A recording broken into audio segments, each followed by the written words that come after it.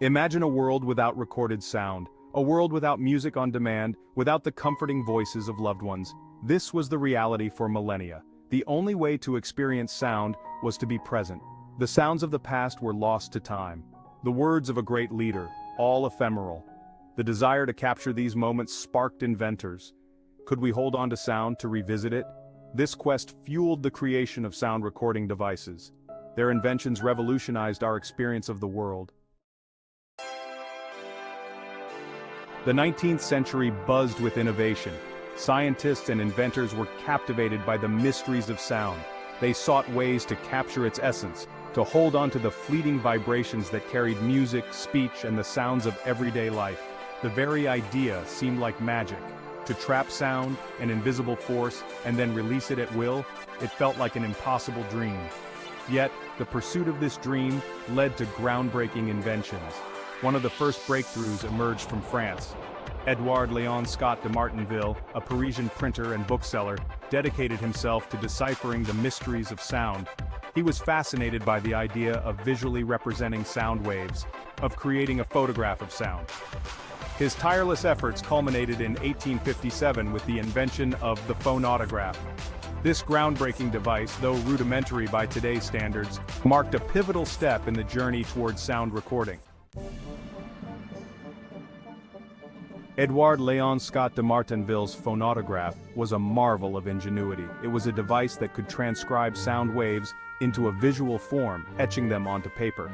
Imagine a large cone, its wide end open to capture sound. This cone, or horn, was connected to a diaphragm, a thin, sensitive membrane. When sound waves entered the horn, they caused the diaphragm to vibrate. These vibrations were then transmitted to a stylus, a lightweight needle that rested gently against a sheet of paper. The paper was wrapped around a rotating cylinder, powered by a hand crank.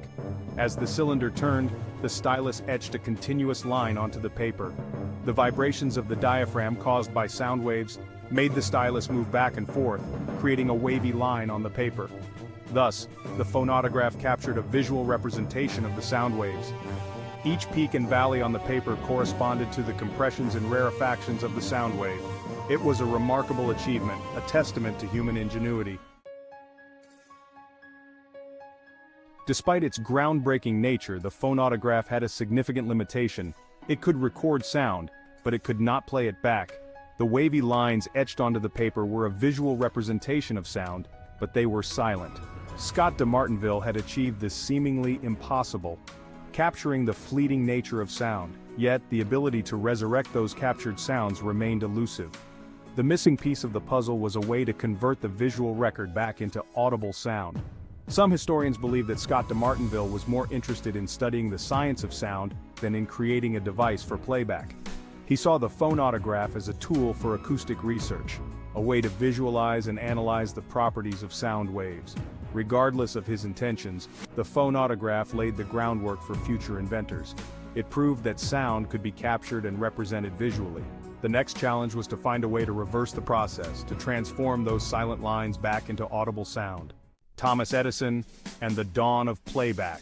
Edison's phonograph was a marvel of its time. It could play back the sounds it recorded. The device featured a cylinder wrapped in tinfoil. A diaphragm connected to a needle vibrated with sound waves. These vibrations were etched onto the tinfoil. The horn amplified the recorded sound. Section 6. The phonograph's impact and limitations. The phonograph was a sensation. For the first time, people could hear recorded sound, their own voices echoing back to them from the device. It was a magical experience, and the phonograph quickly captured the public's imagination. Edison envisioned a multitude of uses for his invention, from recording music and dictation to preserving the voices of loved ones. He believed the phonograph would revolutionize communication and entertainment.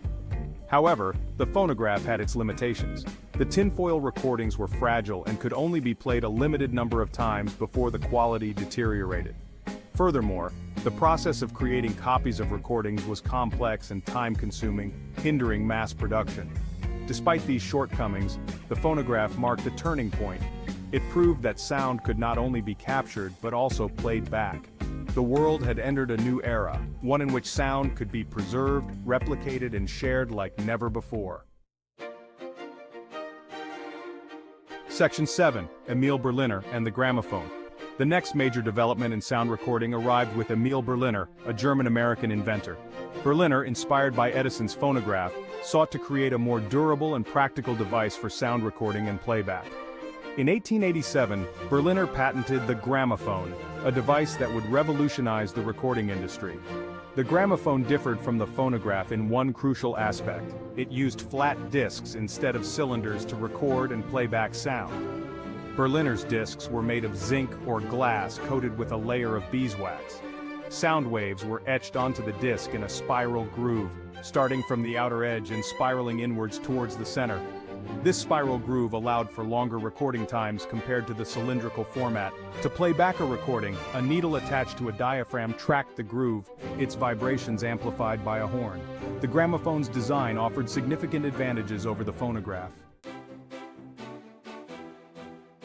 Section 8. The advantages of the gramophone. The gramophone's use of flat discs proved to be a game-changer. Discs were more durable than the fragile cylinders used in phonographs. They could withstand repeated playbacks without significant wear and tear.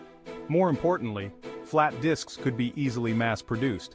A single master recording could be used to create numerous copies, making it possible to distribute recorded sound to a wider audience. This ease of replication paved the way for the commercialization of sound recording. The gramophone's design also allowed for greater control over the recording process. The depth and width of the groove could be adjusted to accommodate different volumes and frequencies, resulting in higher fidelity recordings. With its durability, ease of replication, and improved fidelity, the gramophone quickly gained popularity. It surpassed the phonograph in commercial success, heralding a new era of accessible and affordable sound recording. Section 9. Early sound recordings, a glimpse into the past. The earliest sound recordings, captured on both phonographs and gramophones, offer a fascinating glimpse into the past. These recordings, often brief and scratchy, preserve a sonic snapshot of a bygone era. One of the earliest known recordings, captured on a phonautograph in 1860, is believed to be a snippet of the French folk song, Au clair de la lune. Although the recording cannot be played back directly, scientists have been able to recreate the sound using digital technology. Other early recordings include recitations of nursery rhymes such as Mary Had a Little Lamb, and snippets of speeches by historical figures. These recordings, though primitive by today's standards, were technological marvels in their time. They allowed people to hear voices from the past, to experience the sound of history unfolding.